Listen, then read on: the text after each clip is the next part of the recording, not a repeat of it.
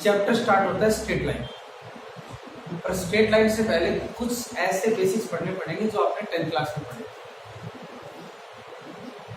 Straight line पढ़ने से पहले एक्स एक्सिस क्या होती है, वाई एक्सिस क्या होता है, ओरिजिन क्या होता है, ऐसी छोटी छोटी चीजें बताएंगे आप, मजा आएगा।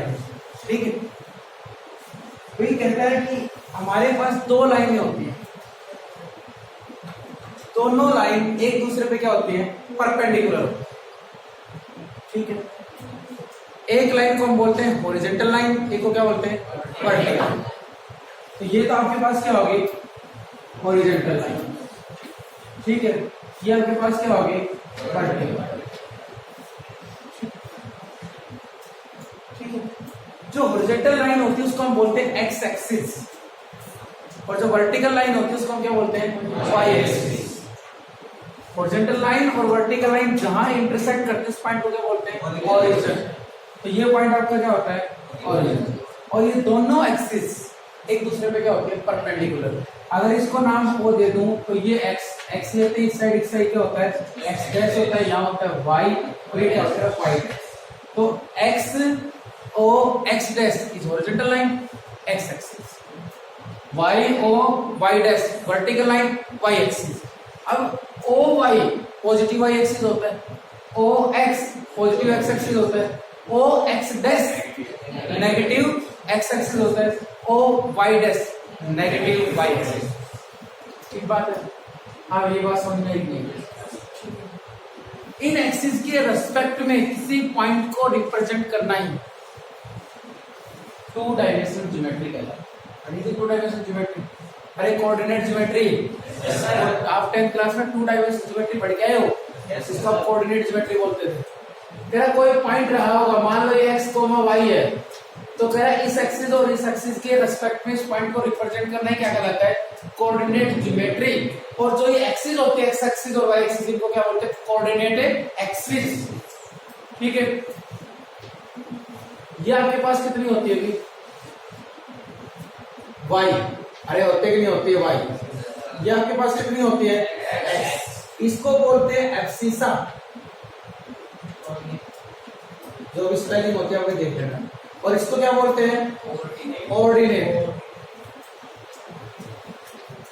तो किसी भी कोऑर्डिनेट में पहले वाला पॉइंट क्या होता है, एब्सिसा, और दूसरा वाला पॉइंट क्या होता है, ऑर्डिनेट। क्या बेटे बात समझ में आ, अरे आई कि नहीं, आगे बात। ठीक है, उसके बाद ये एक्स एक्सिस और ये वाई एक्सिस या coordinate axis two dimensional plane को कितने पार्ट में डिवाइड करती है, 4 पार्ट।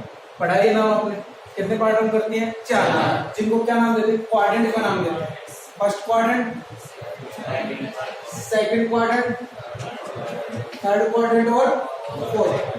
ठीक है, फर्स्ट क्वाड्रेंट में एक्स भी पॉजिटिव होता है, वाई भी पॉजिटिव, तो ये एक्स भी पॉजिटिव होता है और वाई भी, आपका हो गया फर्स्ट क्वाड्रेंट। सेकंड क्वाड्रेंट में X negative Y positive, third quadrant में दोनों क्या होते हैं, नेगेटिव। फोर्थ क्वाड्रेंट में एक्स पॉजिटिव वाई नेगेटिव। क्या बेटे ये बात समझ में आएगी नहीं, या दोबारा आ गया सभी, देख लो किसी बच्चे को दोबारा बताना आ गया। ऐसे कौन से कोऑर्डिनेट हैं जिनमें सेम साइन होते हैं एक्स और वाई पे, सेम साइन, जिसके अल्टरनेट साइन होते हैं सेकंड और फोर्थ। क्या बेटे बात समझ में आ गई, नहीं है, और बताइए कुछ। ये एक्स एक्सिस होगी, ये क्या होगी, वाई एक्सिस। कोई पॉइंट यहाँ था, मान लो 2,3 था, इस पॉइंट से एक्स एक्सिस पे परपेंडिकुलर डिस्टेंस कितनी होगी, अरे किसी भी पॉइंट से एक्स एक्सिस पे परपेंडिकुलर डिस्टेंस डालते तो डिस्टेंस कितनी होती है, कितने, शाबाश बोलो, 3। क्योंकि ये जो डिस्टेंस होती है किसकी होती है, वाई की, तो परपेंडिकुलर डिस्टेंस कितनी होगी, 3। किसी पॉइंट से वाई एक्सिस पे परपेंडिकुलर डिस्टेंस डालते तो कितनी होगी भाई, तो ये बात समझ में, किसी भी कोऑर्डिनेट से अगर एक्स एक्सिस पे परपेंडिकुलर डिस्टेंस डालेंगे तो वाई वाला आंसर होगा, और वाई एक्सिस पे परपेंडिकुलर डिस्टेंस डालेंगे तो एक्स वाला आंसर होगा। क्या ये बात समझ में आ गई। फिर क्वेश्चन आया सर, मान लो यहाँ -2,3 होगा, जब वाई एक्सिस पे परपेंडिकुलर डिस्टेंस डालेंगे तो -2 होनी चाहिए, अरे होनी चाहिए, नहीं होनी चाहिए, अरे डिस्टेंस कभी नेगेटिव है, जो भी आए उसका मोड लगाओ, कितना आंसर आएगा, 2। तो सीधी सीधी सी बात है, समझ में आएगी नहीं बात? किसी भी कोऑर्डिनेट से किसी भी एक्सिस पे परपेंडिकुलर डालना तो कर दोगे? अरे आएगी, ठीक है। तो तुम ये बताओ, ये आपका क्या होगा? Foot of perpendicular, foot of perpendicular. इस पॉइंट के कोऑर्डिनेट कितने हो गए? अरे ये किस पे आ गया? एक्स एक्सिस में, तो एक्स वाला होगा, वाई का कितना होगा? 0। ध्यान रखना, कोई भी पॉइंट अगर एक्स एक्सिस के ऊपर है तो वाई का 0 होगा, वाई एक्सिस के ऊपर है तो एक्स का 0 होगा। क्या ये बात समझ में आ गई?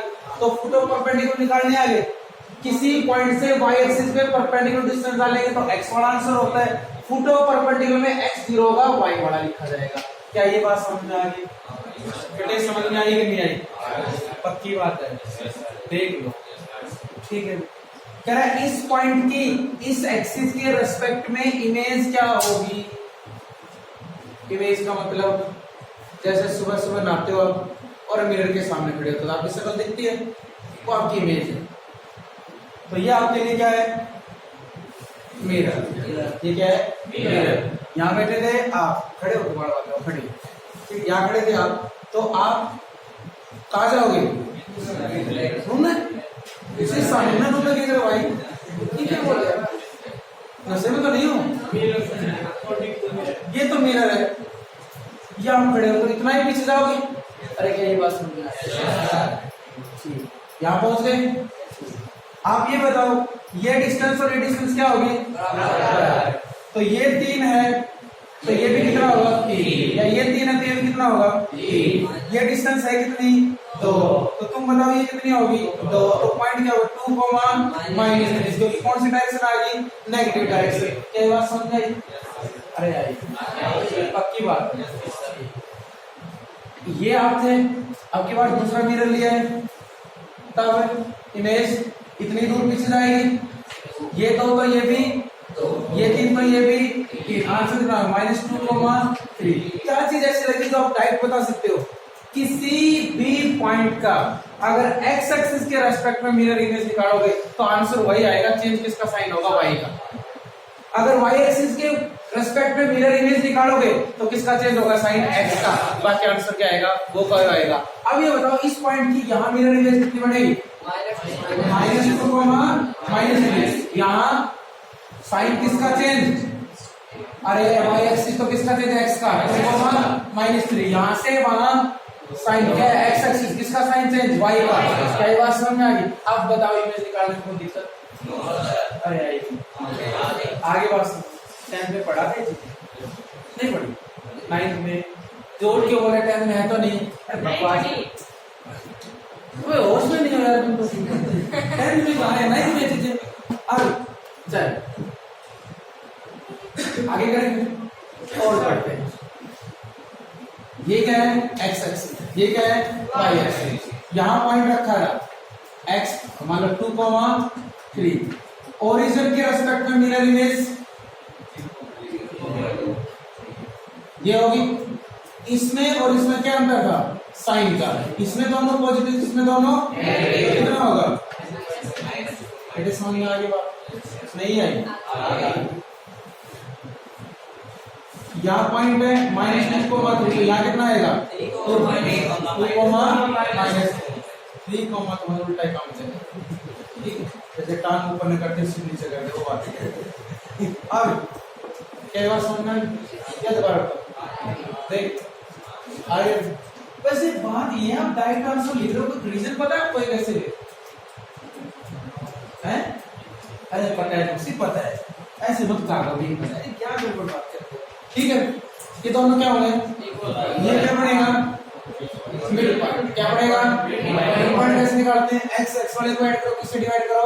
2 से। वाई वाई याद है कुछ? ऐसे करो इसका। क्या समझ में आई? नहीं कहानी? हाँ, ये सारी चीजें पढ़ी हुई है, पक्की बात है या नहीं? आगे पढ़ते हैं। आगे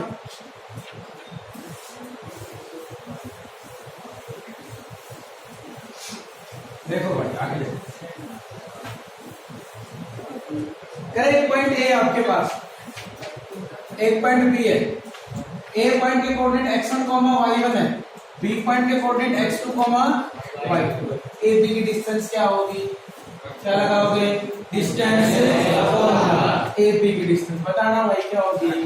square root of x2 minus x1 का whole square plus y2 minus y1 का होल।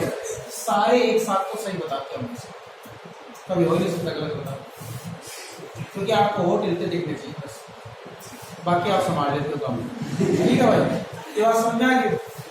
तो AB की डिस्टेंस फॉर्मूला क्या पड़ेगा? AB का डिस्टेंस क्या होगा? Square root of x2 minus x1 का whole square plus y2 minus y1 का होल स्क्वायर। पर मेरी बात ये, डिस्टेंस फॉर्मूला जब भी आप लगाते हो कोई x1 y1 कोई चक्कर नहीं होता इसमें, ये याद रखो, पहले में से पहला माइनस करो उसका स्क्वायर करो, प्लस दूसरे में से उसका क्या करो? स्क्वायर का स्क्वायर रूट। क्या समझ में? ऐसा क्यों बोल रहा हूँ? क्योंकि माइनस कॉमन लेने पे स्क्वायर है, आंसर पे कोई फर्क है नहीं पड़ता। तो आप ये याद रखना, पहले में से पहला, x में से x वाला माइनस करो, लिखेंगे हमेशा ऐसे इसको, x में से x वाला माइनस करो उसका स्क्वायर करो, प्लस y में से y वाला माइनस करो उसका स्क्वायर करो, दोनों को ऐड करो, क्या कर दो? स्क्वायर रूट कर दो। आपका हमेशा आंसर किसका आएगा? डिस्टेंस का। अब ये नहीं सर इसको x1 मान इसको y1, डिस्टेंस फॉर्मूला में दिक्कत नहीं है। क्या बात समझ में आ गई? दोबारा बताऊं, डिस्टेंस फॉर्मूला समझ में आ गया? मैं वो कोई पॉइंट आपके पास है x, y, ये आपके पास ओरिजिन है, किसी भी पॉइंट की ओरिजिन से डिस्टेंस क्या होगी? क्या लगाओगे इसमें भी आप? Distance formula. तो ये भी क्या बनेगा? Square root of x minus 0 का whole square plus y minus 0 का होल स्क्वायर। कोई भी पॉइंट दे दे, अगर ओरिजिन से दे रखा तो उन्हीं दोनों के स्क्वायर का सम का स्क्वायर रूट आंसर होता है। ये चीजें अब याद रहनी चाहिए आपको। ओरिजिन आपको दे दिया तो दूसरा जो भी पॉइंट है उन दोनों पॉइंट दोनों x का और y का दोनों का क्या करो? स्क्वायर करो, सम करो, स्क्वायर रूट करो, वही क्या बन जाएगी? डिस्टेंस बन जाएगी। क्या मेरी बात समझ में आई? अरे एक मिनट, दोनों में डिस्टेंस फॉर्मूला लगाना आ गया? अरे आ गया। उसके बाद कह रहा है एक लाइन सेगमेंट है AB, A पॉइंट के कोऑर्डिनेट क्या है? x1, y1, B पॉइंट के कोऑर्डिनेट क्या है? x2, y2। ठीक बात है, x2, y2। करें पॉइंट P होगा, पॉइंट P होगा, तो इस लाइन सेगमेंट को किस रेशियो में डिवाइड कर रहा है? m रेशियो n में। तो बताओ उस P पॉइंट के कोऑर्डिनेट क्या रहे होंगे? इस पूरी महाभारत हम क्या बोलते थे?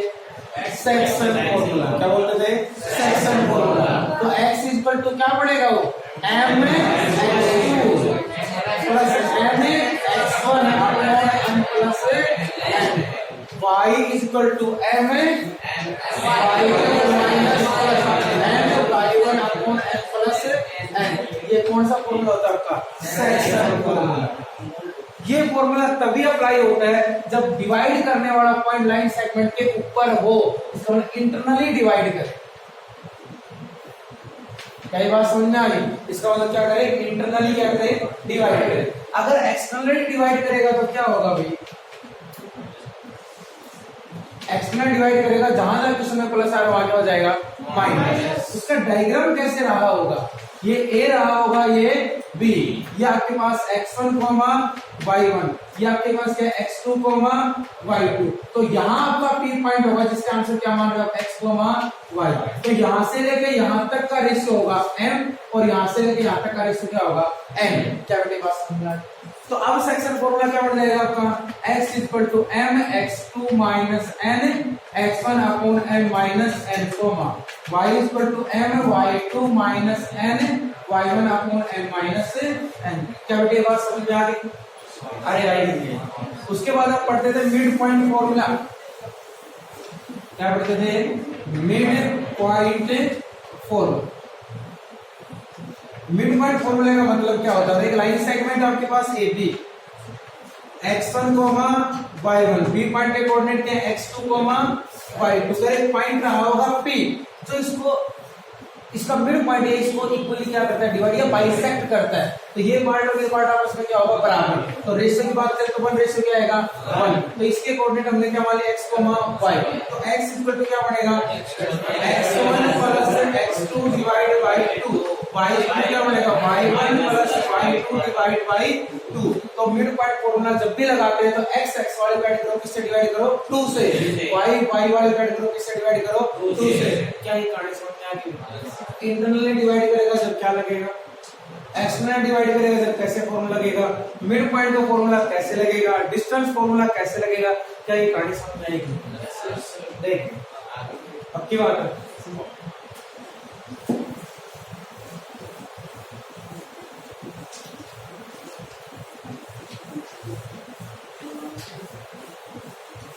हाँ उसके बाद एक ट्रायंगल थी आपके पास, याद करो 10th क्लास चल रही है, ABC एक ट्रायंगल है, ठीक है।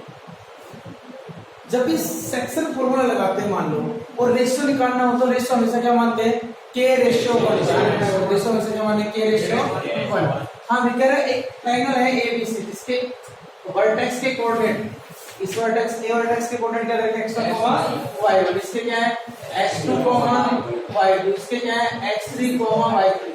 तो इस ट्रायंगल का एरिया क्या रहा होगा, इस ट्रायंगल का एरिया, इसके एरिया निकालने के दो फॉर्मूले थे, area of triangle ABC 1/2 mod x1 y2 minus y3 plus x2 y3 minus y1 plus x3 y1 minus y, ठीक है। और मोड मोड क्यों लगाते हैं, क्योंकि आंसर नेगेटिव आ गया तो इसको क्या कर देगा पॉजिटिव, क्योंकि एरिया कभी नेगेटिव नहीं होता।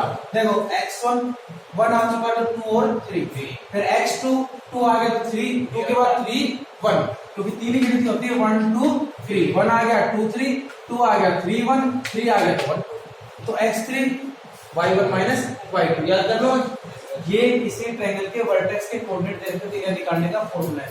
इस फॉर्मूले को टीचर ऐसे याद कराते हैं 1/2 mod x1 y1 x2 y2 x3 y3 और फिर x1 y।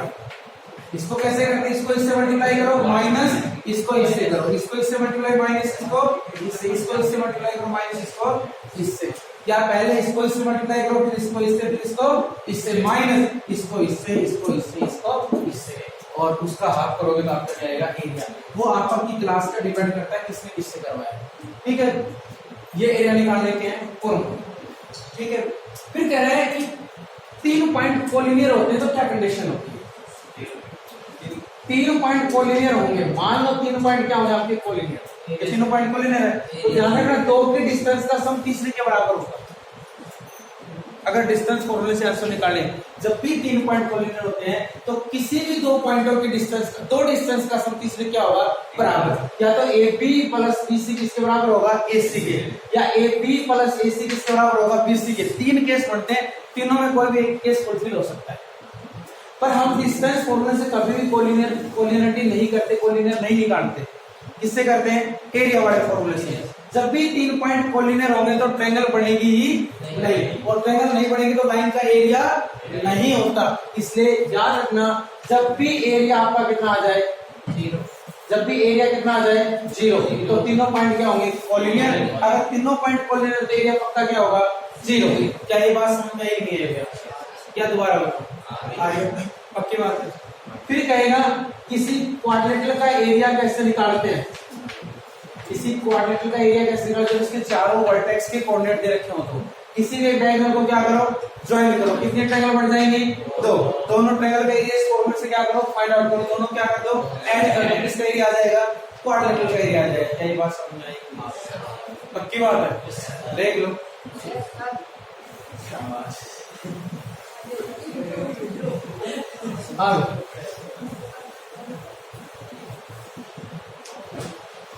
उसके बाद है सेंट्रोइड,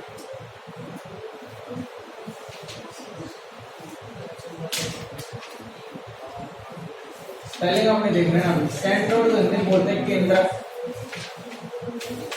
ठीक।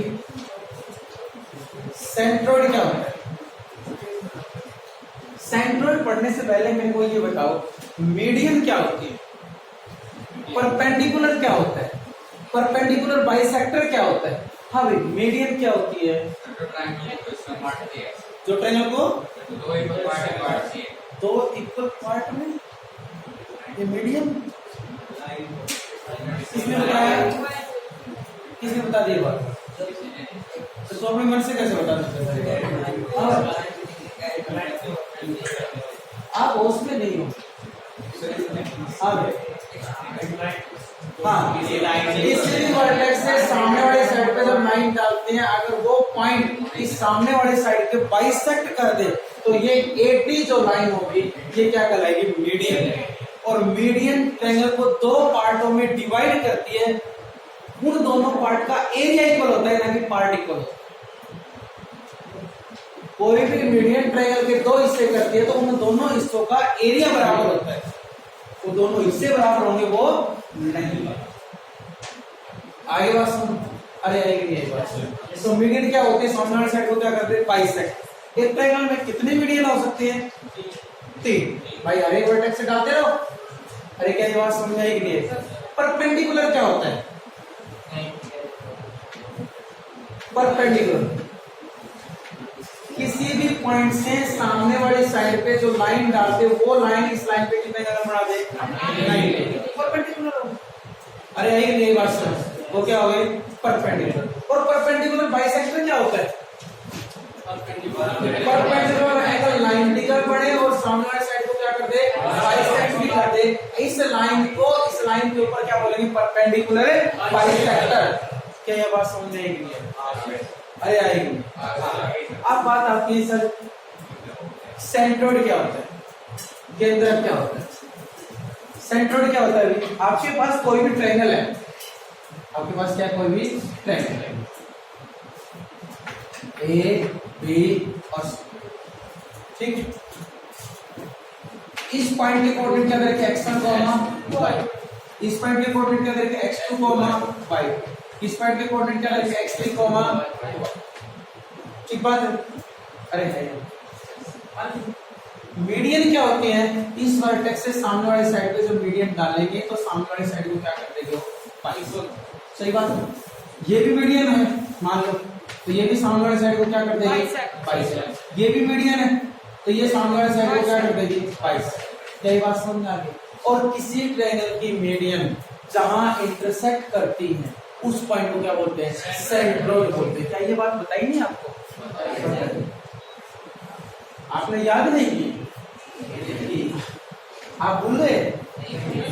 अरे अब इसको क्या बोलते हैं? सेंट्रोइड। ठीक, आगे बात सुनो। ये क्या होता है? सेंट्रोइड। और जो भी सेंट्रोइड होता है, जो भी क्या होता है? सेंट्रोइड, वो मीडियन को 2:1 में क्या करता है? डिवाइड। प्रत्येक मीडियन को 2:1 में क्या करता है? डिवाइड। तो मीडियन यहां से स्टार्ट होती है 2:1, 2:1, 2:1, ठीक है? अरे आइए नहीं बात पक्की बात है? नहीं आई बात? 2:1 में डिवाइड मतलब जब किसी ट्रायंगल के वर्टेक्स के कोऑर्डिनेट दे रखे हो तो सेंट्रोइड का जो आंसर होता है वो क्या होता है? x1 plus x2 plus x3 divide by 3, y1 plus y2 plus y3 divide by 3। ये तो एनसीईआरटी का ऑप्शन। आगे बात सुन। अरे बेटे आइए। और सर बात है ये आया कैसे? तो तुम ध्यान से देखो, ये ए पॉइंट क्या था? x1, y1। और ये डी पॉइंट था, क्या था? D point. डी पॉइंट क्या होगा? अरे मिड पॉइंट है या नहीं है? ये दोनों पार्ट वाले मिड पॉइंट होगा कि नहीं होगा? कैसे निकालोगे? x वाले डिवाइड करो, किससे डिवाइड करो? 2 से। y वाले डिवाइड करो, किससे डिवाइड करो? 2 से। बस इसका ही प्रूफ कराऊंगा, बाकी किसी का कोई प्रूफ नहीं बताऊंगा, ठीक है? तो तुम बताओ, आपको निकालना क्या था? सेंट्रोइड जी। जी इस लाइन को किस रेशो में डिवाइड कर रहा था? 2:1 में। क्या बेटे बात समझ में आ गई? क्या लगेगा? Section formula. तो बताओ, mx2, अरे होगा कि नहीं होगा? Plus nx1 divide by 2 plus 1 कितना हो गया? 3। अरे इसके मान लो x, y, x का आंसर था क्या? 2 से क्या कट गया? 2। तो x1 plus x2 plus x3 divide by 3। ऐसे y का निकाल लोगे? तो जब भी किसी ट्रायंगल के वर्टेक्स के कोऑर्डिनेट दे रखे हो तो सेंट्रोइड निकाल दोगे। x वाले को तीनों को ऐड करो, किससे डिवाइड करो? 3 से। y वाले को ऐड करो, किससे डिवाइड करो? 3 से। क्या बेटे बात समझ में आई? देखो पक्की बात है? चलो कोई बात नहीं। और सेंट्रोइड मीडियन को किस रेशो में डिवाइड करता है? 2:1। ठीक है, सेंट्रोइड तो आ गया।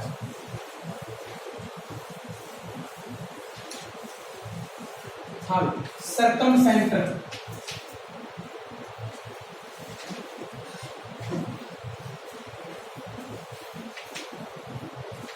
सरकम सेंटर, परिकेंद्र,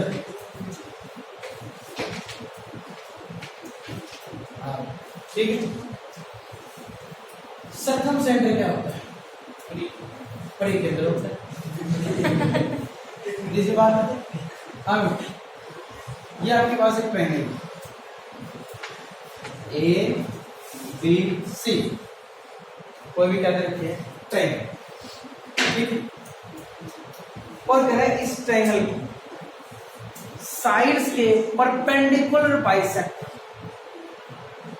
इस ट्रायंगल की साइड्स के परपेंडिकुलर बाइसेक्टर, साइड्स के परपेंडिकुलर बाइसेक्टर, साइड्स के परपेंडिकुलर बाइसेक्टर जहां इंटरसेक्ट करेंगे उस पॉइंट को क्या बोलते हैं? सरकम सेंटर, ठीक बात है। उस पॉइंट को क्या बोलते हैं? सरकम सेंटर। अगर सरकम सेंटर को सेंटर मान के, सरकम सेंटर को सेंटर मान के और OA को रेडियस मान के अगर एक सर्कल बनाया जाए तो वो सर्कल ट्रायंगल की तीनों साइड्स को क्या करेगा? इंटरसेक्ट और टच करेगा।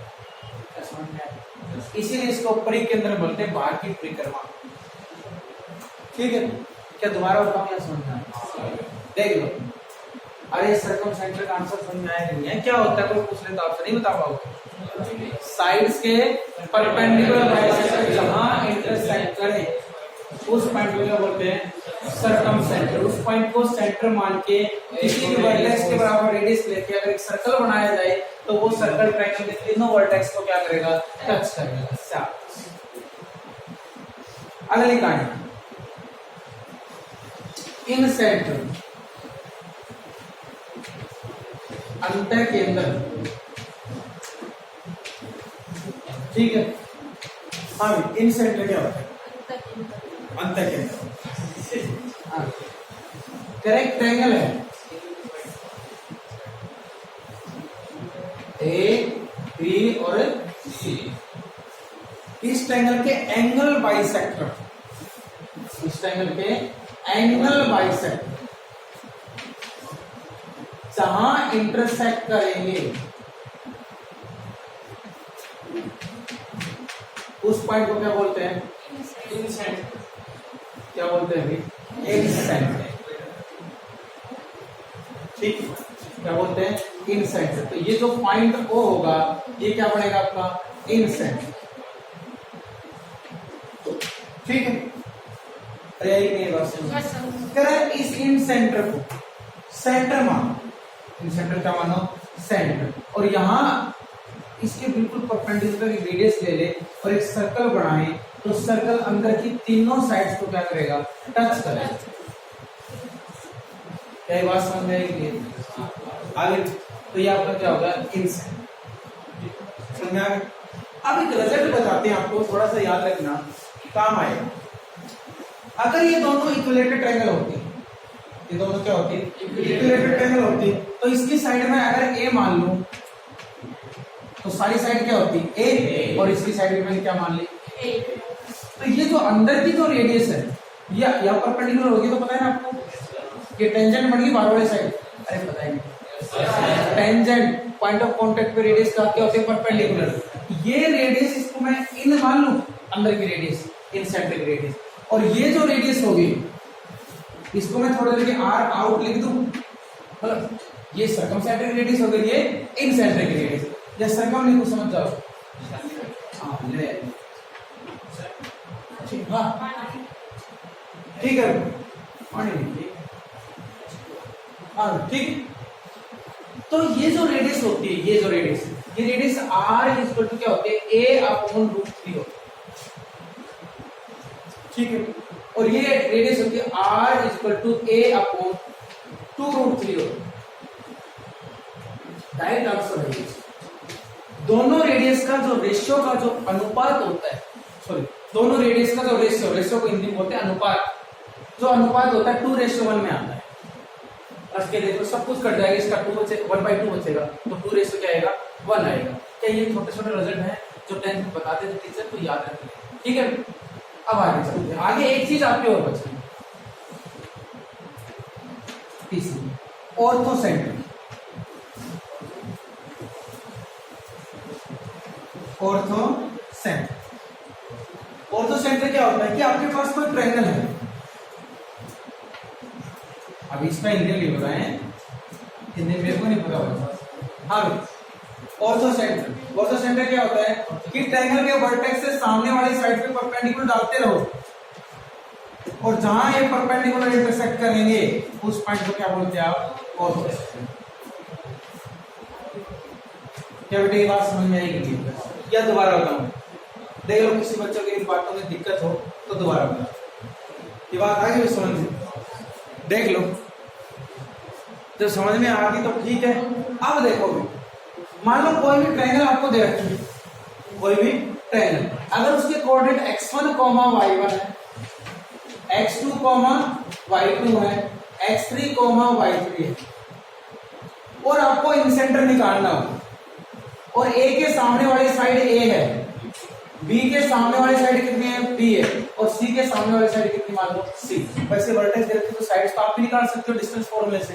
तो तुम बताओ इन सेंटर का जो आंसर हो क्या होता है, ax1 plus b x2 plus c x3 upon a plus b plus c, comma a y1 plus b y2 plus c y3 upon a plus b plus c। ये आंसर होगा किसका, होगा इन सेंटर का। अगर किसी ट्रायंगल के vertex आपको दे रखे हो, डायरेक्ट आपसे इन सेंटर पूछ ले, तो ये साइड निकालो, ये a होगी, ये b और ये c। a के सामने वाले a, पहले वर्टेक्स के सामने वाले a, दूसरे के सामने वाले b, तीसरे के सामने वाले c, और इन सेंटर क्या पड़ेगा, a x1 plus b x2 plus c x3 upon a plus b plus c, comma a y1 plus b y2 plus c y3 upon a plus b plus c। ये क्या होंगे, इन centre. तो एक चीज मेरे को बताओ, सेंट्रोइड का आंसर क्या होता है जब वर्टेक्स दे रखे हो तो, x1 plus x2 plus x3 divide by 3, comma y1 plus y2 plus y3 divide by 3। क्या ये याद रख लोगे? ठीक है भाई साहब।